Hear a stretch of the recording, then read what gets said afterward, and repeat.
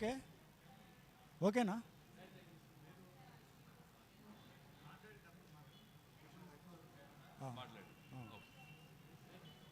Okay okay okay. Hi friends, welcome to our channel.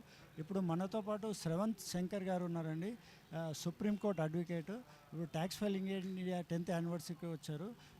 ఇప్పుడే చూసాం మనము tax filing journey 10th anniversary.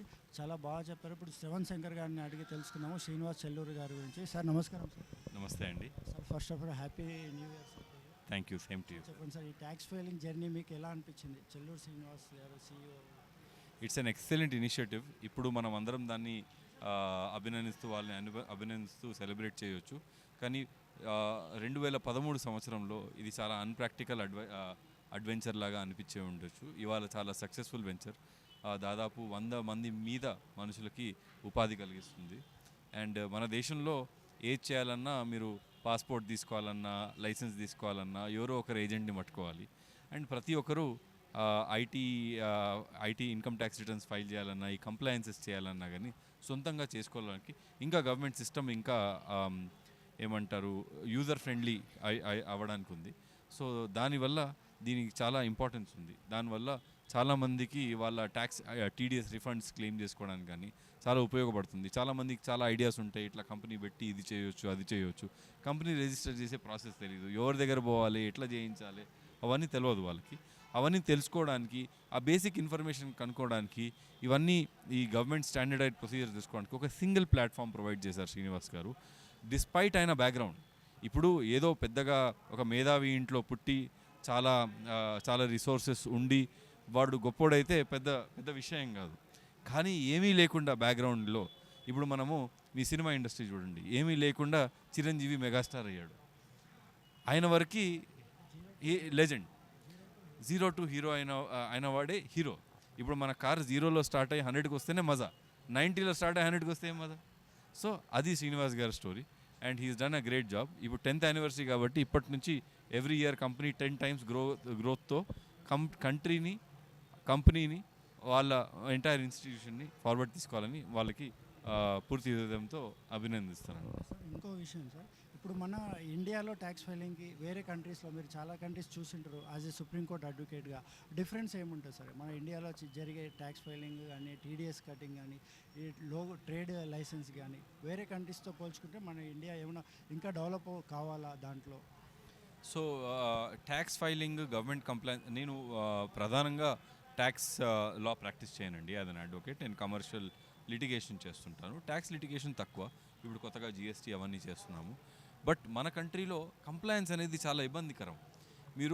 ఇప్పుడు వాడికి ఆదాయమే ఉండదు. ఇప్పుడు జిఎస్టీ కావాలన్నా, ఇన్కమ్ ట్యాక్స్ కట్టడానికి సిఏని పట్టుకొని వాడు చెప్పిన టెక్నికల్ అర్థం చేసుకొని పోయి బ్యాంకు నుంచి స్టేట్మెంట్లు తెచ్చి వాడు చెప్పిన క్వశ్చన్స్కి ఆన్సర్స్ ఇచ్చి అప్పటివరకు బిజినెస్ మునిగిపోతుంది. సో స్మాల్ వెండర్స్కి అంత ఈజీ కాదు. ఇప్పుడు మన యూపీఐ రెవల్యూషన్ వల్ల అందరు అకౌంట్లో డబ్బులు పడడం స్టార్ట్ అవుతున్నాయి. ఒక స్టేజ్ తర్వాత వాళ్ళ మీద ట్యాక్స్ కంప్లయన్స్ ప్రెషర్ వస్తుంది. మనము క్యాష్ నుంచి ఏమంటారు టెక్ ఎకానమీగా మారుతున్నాము. సో సూనర్ ఆర్ లేటర్ ఇప్పుడు ఇడ్లీ బండి, పానీపూరి వాడు వీడికి కూడా ట్యాక్స్ ప్రెషర్ వస్తుంది. మన కంప్లయన్స్ ఇప్పుడు పెరుగుతుంది.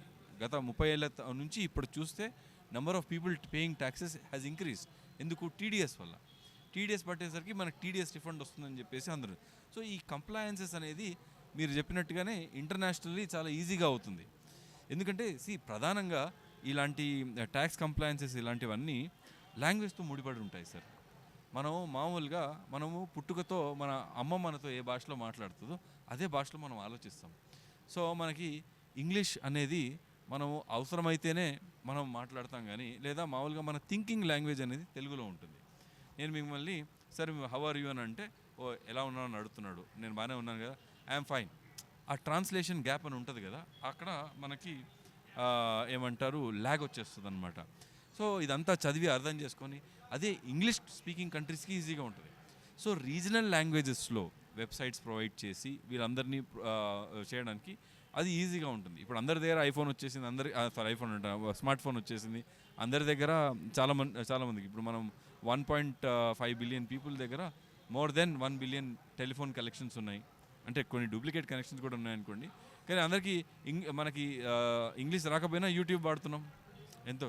సో మెల్లిమెల్లిగా ఐదర్ ఆ ప్లాట్ఫామ్ని యూజర్ ఫ్రెండ్లీ చేయాలి లేదా లాంగ్వేజ్ ఫ్రెండ్లీ చేయాలి. ఒక సింగిల్ సొల్యూషన్ మన దేశానికి ఎప్పుడు కూడా పనికిరాదు.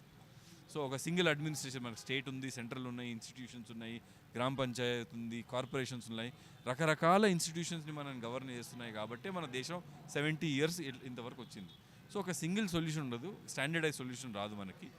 కస్టమైజ్ సొల్యూషన్ అంటే ఏ ఏరియాకి దానికి సంబంధించిన అట్లాంటి సొల్యూషన్ ఇస్తేనే అవుతుంది. ట్యాక్స్ వాడింది వాడు గల్లగట్టుకొని పైసలు కావాలని అంటాడు, నువ్వు ఇవ్వలేదని అంటాడు. అరే నువ్వు ఎట్లా ఇవ్వాలో చెప్పలేదు కదరా భయ్. అది ఎప్పుడు ఫ్యాక్టర్స్ చేయరు. ఇప్పుడు నేను 10 రూపాయలకి ఇడ్లీ అమ్ముతున్నాను అనుకో, నాకు 3 రూపాయలు ఖర్చు అవుతుంది, 7 రూపాయలు మిగులుతాయి. నాకు దుకాణంలో అక్కడిక్కడ ఇచ్చుకోనికే 2-3 రూపాయలు పోయి 3-4 రూపాయలు నాకు ఇడ్లీకి మిగులుతాయి. ట్యాక్స్ కట్టాలని వాళ్ళ మైండ్లో ఎప్పుడు ఉండదు. అందుకే ఇండైరెక్ట్ ట్యాక్స్ అనేది వచ్చింది ఇప్పుడు జిఎస్టీ. ఎందుకంటే మనం డైరెక్ట్ ట్యాక్సేషన్ చాలా తక్కువ మంది పే చేస్తున్నారు కాబట్టి ఇండైరెక్షన్ ట్యాక్సేషన్ మీద ప్రెషర్ పెరిగింది. సో అందుకనే it's the matter of time. ఒకసారి డైరెక్ట్ ట్యాక్స్ పేమెంట్ పెరిగింది కొద్దీ ఇండైరెక్ట్ ట్యాక్స్ పేమెంట్ తగ్గిస్తారు. ఈ జిఎస్టీ అనేది తగ్గుతుంది. అప్పుడు గవర్నమెంట్కి సరి సమానంగా అందరి దగ్గర నుంచి అదే అమౌంట్ ఆఫ్ ట్యాక్స్ వస్తుంది. అది ఇండైరెక్ట్ ట్యాక్స్ గురించి చెప్పారు కదా సార్. ఇప్పుడు వేరే కంట్రీస్లో యూకే కానీ యూఎస్ఏ అలాంటి కంట్రీస్లో డైరెక్ట్ ట్యాక్సెస్ ఉంటాయి. డైరెక్ట్ ట్యాక్సెస్ అంటే డైరెక్ట్ ట్యాక్స్ పే చేసే విధానం ఉంది కదా, ఆ విధానంకి ఈ విధానానికి ఇండియా అలా డెవలప్ కావడానికి ఎన్ని రోజులు పడుతుంది ఇంకా? సార్ ఇప్పుడు మన కంట్రీలో ఎడ్యుకేషన్ కానీ ఇన్ఫర్మేషన్ కానీ ఇంకా చాలా తేలిగ్గా పారుతుంది. ఇంకా it's all flowing very well. I'm బహుశా ఒక 15-20 yearsలో ఇట్ విల్ పికప్ అండి. Thank you sir, thank you very much for your valuable suggestion. Thank you very much sir. Sir attend అయినందుకు చాలా హ్యాపీగా ఉంది, రియల్లీ హ్యాపీ. మన హరీష్ సార్ గారు చెప్పడంతో కాల్ చేయగానే రాగానే హ్యాపీ సార్. మనం చాలా జర్నీ చేయాలి ఇంకా. Thank you very much sir. Thank you.